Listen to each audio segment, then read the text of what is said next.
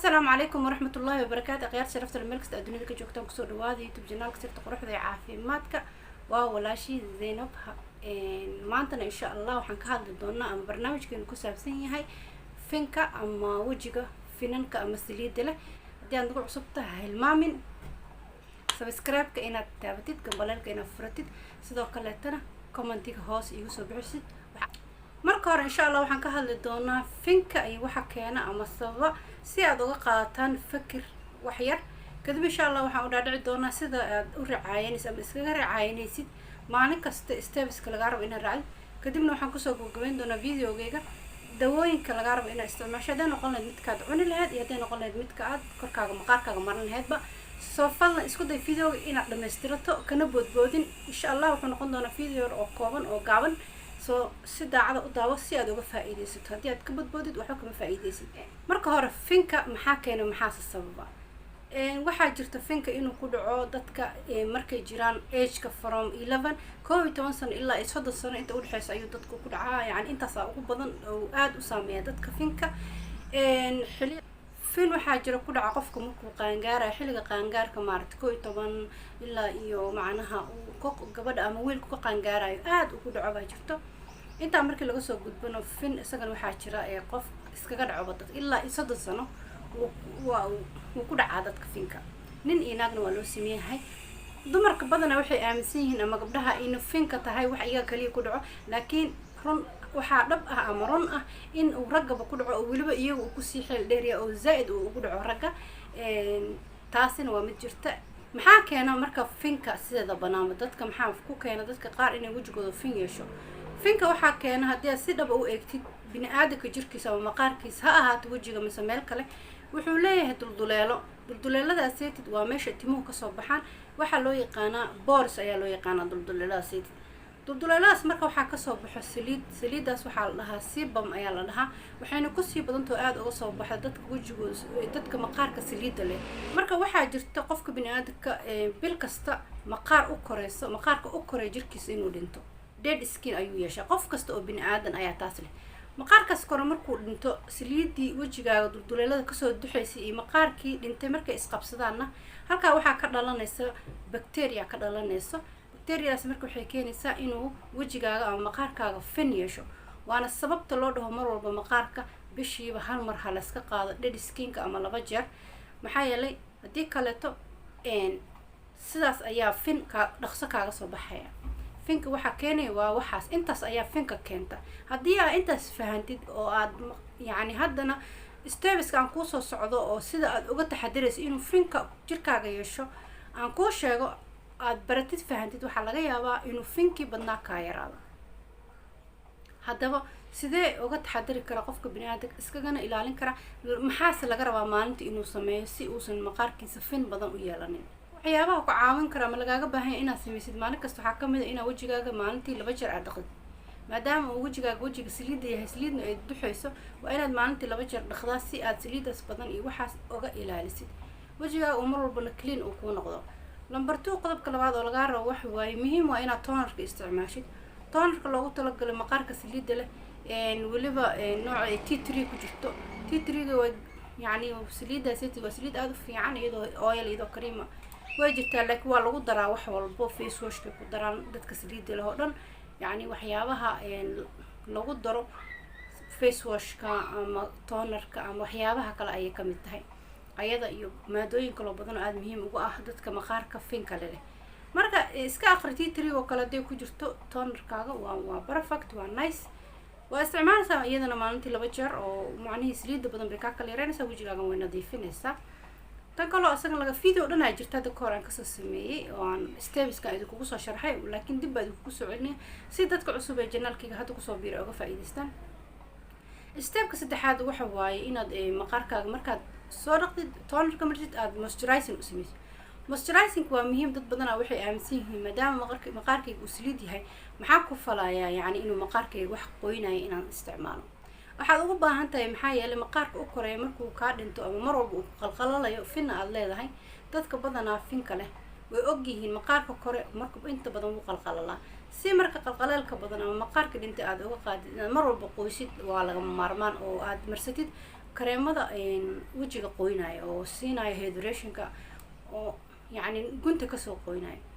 waa very important. kareemada moisturizingka ah waxaa helaysaa kuwa saliid badan aan lahayn oo fiican helaysaa oo moisturizing ah. ayagana inaad isticmaashid maalintii 2 jeer waa muhiim.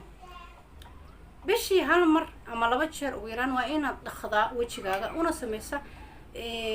dhaqitaan yani dhab ah. yani ma aha just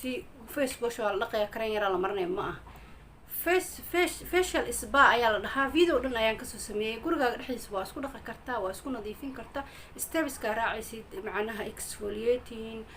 cleaning. horta marka face wash ku dhaqaya exfoliating aa sameynay. waxaa sameynaysaa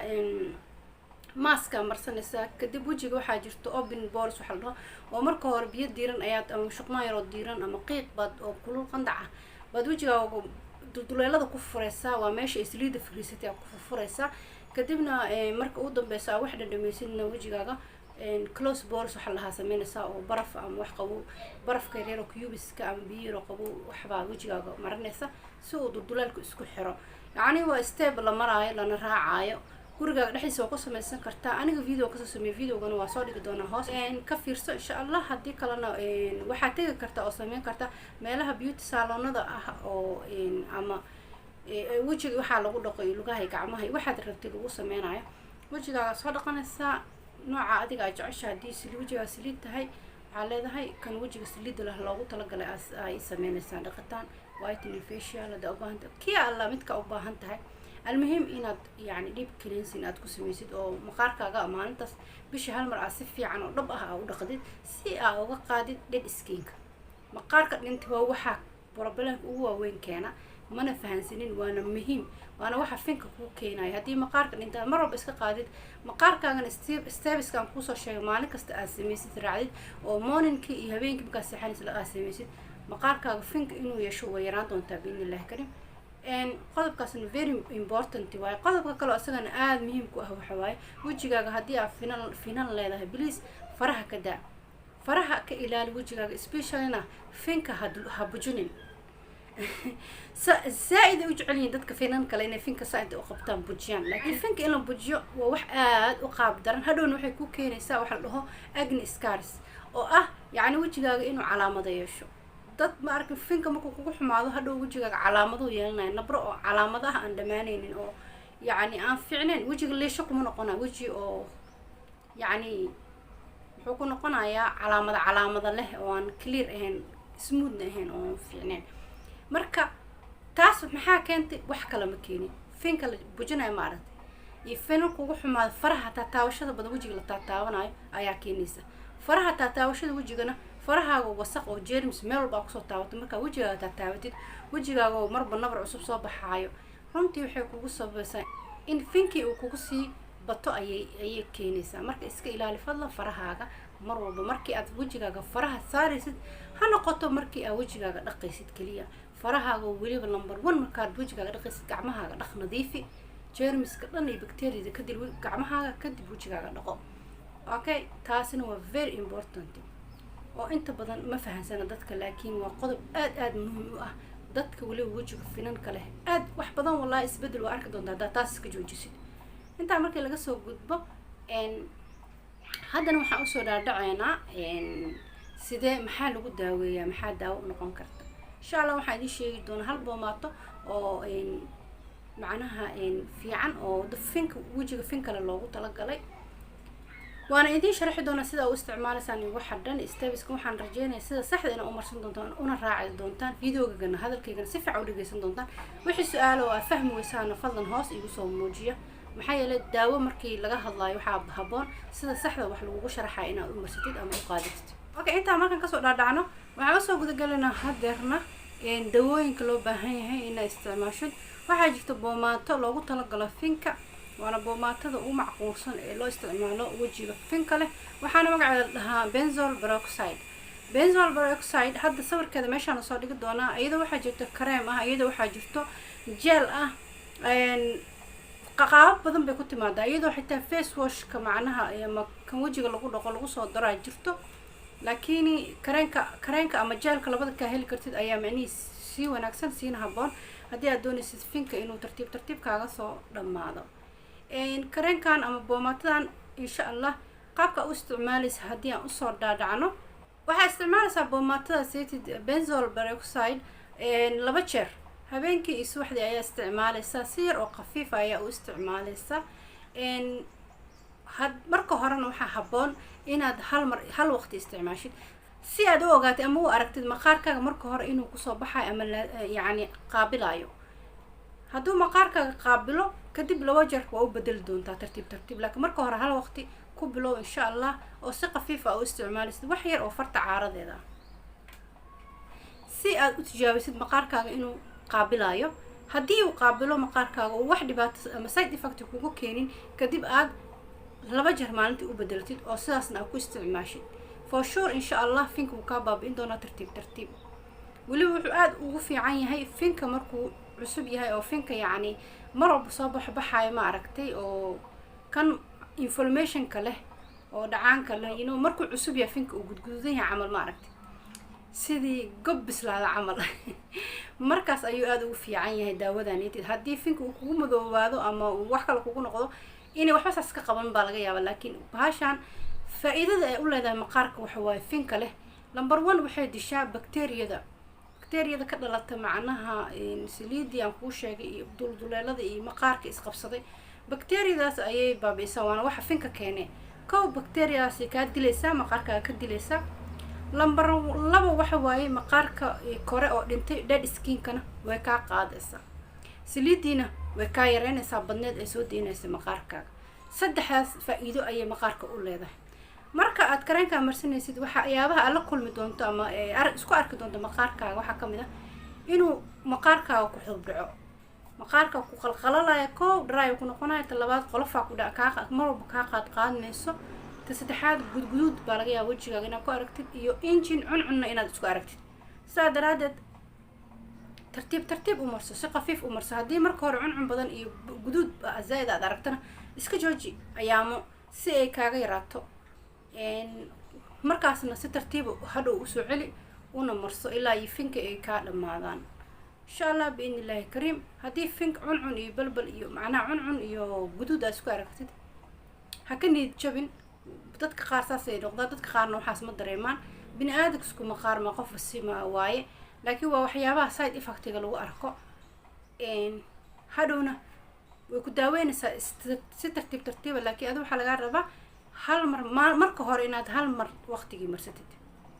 si uusan wejigaaga isla markii u gudgudo hana iska buuxbuuxin. dhibaatada waxaa keena waa kareenka markii iska buuxiyo la isku celceliyo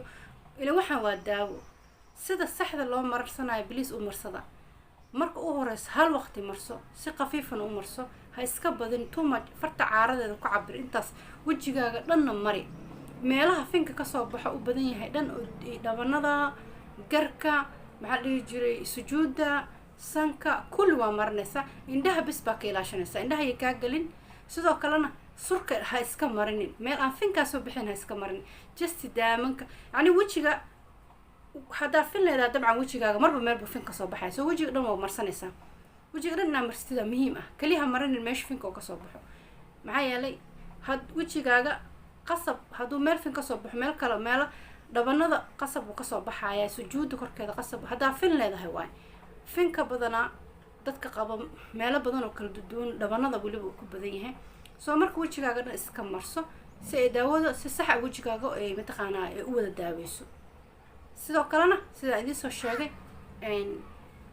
ha ka niyad jabin haddii aad cuncun isku aragtid iyo guduud. maxaa yeelay daawa ka dambayso waa baaba'aysaa guduudaasaytid, cuncunkana wuu baaba'ayaa. laakiin waxaa loo baahan yahay inaad iska joojiso ayaamo 2 bil 3 bil markaa marsid cuncun iyo guduud aad dareento iska jooji xoogaa haddaad doonto, ama isbuuc markaa wadid cuncun badan haddaad dareento iska jooji. u kaadi dhowr beri kadib cuncunka iyo guduudka iska baabaa. markuu baabao tartiib haddana si khafiifa sidii hore si ka duwan oo ka yaryar oo khafiifa u marso. waqtiga haddaad 2 jeer isticmaali jirtaan hal waqti ka dhigo si aysan aad wejiga kuu balbalin kuuna guduudanin. finkin ay kaaga daaweyso wejigaagana qoloftii dhimatay ay kaaga qaado. may fahantay? marka daawadaas waa daawo fiican oo muhiim ah oo dadka dhan hadda isticmaalaan finka leh oo aad muhiim ah. waa isticmaali karta halkaana sawirkeeda kusoo dhigi doona. sidoo kale waxaa aad muhiim ah iyadana laga rabaa inaad isticmaasho waxa waaye inaad qaadatid fitamiinka loo yaqaano zinki. zinc supplement ina qaadatid waa sawirka inta soo dhigi doona ina isticmaasho waa must hadaa heli kartid vitamin C iyo zinc isku jirana waa very important aniga ahaan shakhsiyan kaas isticmaala waa kana intuu yaalan waa kana kaas isticmaala kan marka waxa waaye vitamin C oo hal kun miligram oo vitamin C iyo zinc 10 miligram waaye marka ma sha Allah waaye labadooda aad u fiican yahay maxay yeelay vitamin C gana malaxaas ay soo sheegay serumkiisa creamkiisa inuu fiican yahay hadad hel kaniinigiisana ku darsatana beel waaye kaniiniga kaba si fiicanba oo yani kama si fiicno saliidi ama serumka waliba serumka markaad marsanayso wajigaaga quruxu ka dhigayaa inaba caadi ma aha marka cabaysid oo jirkaaga u cabtidna cabaysidna gudihii ka soo qurxinayaa oo beel waaye baashan collagen boost gareysa midabka way furtaa maxaa dhihi jiray sidoo kale tan waxa kana halkan nixino mid furan hadda cabayaaba ilaawo saan camal waay marka saas geedkaas ku jira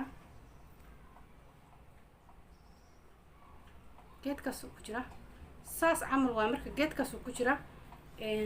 hal xaba hadda soo baxsanaya halka xaba saan uu egyahay saas uu egyahay kadibna waa kana biyaha koob biyo la rabaa inaad ku darsatid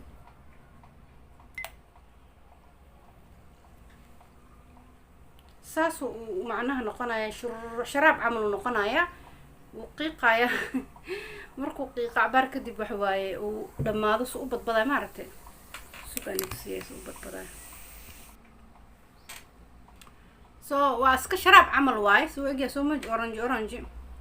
li macaan camal waaye wuxuu dhamayaa sida 7 up-ka iyo soodada noocan orange-ga ah ma aragtay camal oo u dhamaaya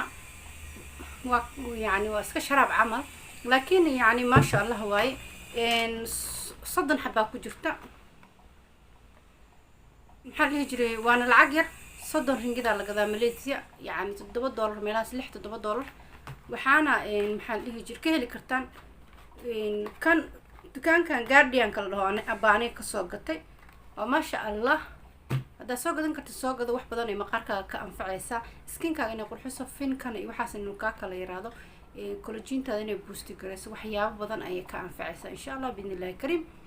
مركز أسجن تاسنا هذه الدواء مهم وتها إن استعماشت مالتي هل حبة بس مالتي كوفلان كان كلنا سيدا كلا زينكي كل جيس ده سوق سيدا كلا هل حبة أيام مالتي كعبدا إن شاء الله marka inta ka soo tagno waxaan dareemayaa in wax badan ka faa'iideen fiidiyogeena maanta ku saabsan finka waxa keena iyo sida loo daaweeyo haddii noqon lahayd dhanka daawooyinka ka soo hadalna iyo qaabka kale iyo nidaamka ama tibiska laga rabo inaad maalin kasta raacdid adiga naftaada ku raacaysid qof kasta nafsadiisa haduusan asaga ka noqonin dhakhtar ama maqaarkiisa runtii caafimaad ma helayo waxaadna ogaataa hal maalin laba maalin toddoba beri inaan lagu qurux badnaanin quruxda waqti bay u baahan tahay iyo nidaam loo sameeyo routine daily routine u baahan ina everyday maqaarkaaga waqti inaad siisid oo aad isla mar ahaantaasna ku qurxinaysid maqaarkaaga stepskan kusoo sheegan aad raacaysid dawooyinkaaga isticmaalaysid tartiib markaasna usoo fiicnaan doonto insha Allah biidhnillaahi kariim maqaarkaagana wuu qurux badnaan doonaa intaa kadib aad ugu mahadsantihiin daawashada videoga aad daawateen waxaan rajaynayaa dhammaantiin inaad ka faa'iideen waxaan idinka codsanayaa fadlan inaad la sheergaysaan labana wadaagtaan dhammaan gabdhaha walaalin meel kasta ee dunida ku joogaan waxaan dhammaantiin idinkaga tegayaa video lamida intaan ku kulmi doono khayr iyo baraka assalaamu calaykum waraxmatullaahi wabarakaatu